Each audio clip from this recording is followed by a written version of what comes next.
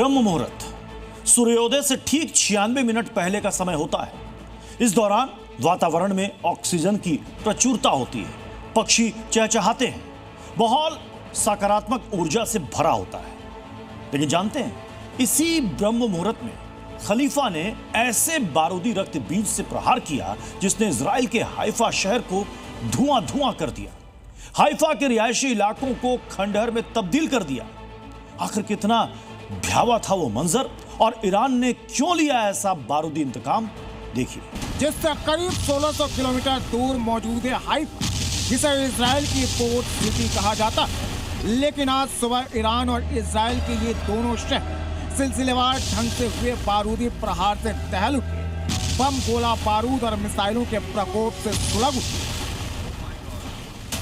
जहां तेहरान में इजराइल ने लड़ाकू विमानों से हमला करते हुए भीषण तबाही मचाई, तो वहीं इस हमले के जवाब में खलीफा की ब्रिगेड इजराइल की पोर्ट सिटी हाइफा पर क्लस्टर बमों से धावा बोल।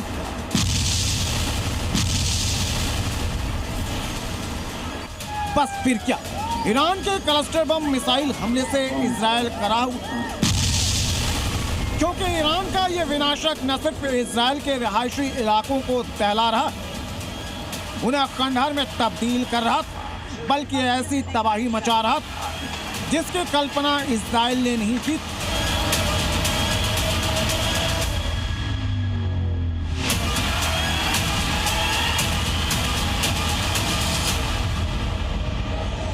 बता दें कि क्लस्टर बम का इस्तेमाल युद्ध में नाजायज है। दुनिया के 120 से ज्यादा देशों ने इस विनाशक को बैन कर रखा है, क्योंकि इसके एक प्रहार से ही भीषण नरसंहार हो सकता है। बावजूद इसके ईरान ने इस विध्वंसक बम का इस्तेमाल किया, वो भी हाइफा में तबाही मचाने के लिए। आसमान से बरसते ये वही बारूदी शोले हैं जिसने हाइफा में कोहराम मचाया, हाइफा के रिहायशी इलाकों को दहलाया। अब सवाल यह है कि अब तक तो ईरानी सेना इजराइल के सैन्य ठिकानों और एयरबेस को निशाना बना रही, उन पर क्लस्टर बम दाग रही, क्योंकि क्लस्टर बम मिसाइल खास तरह का हथियार है जिसमें कई छोटे छोटे विस्फोटक बम भरे होते हैं। इन वॉरहेड को सेम्युनिशन या बमलेट कहते हैं।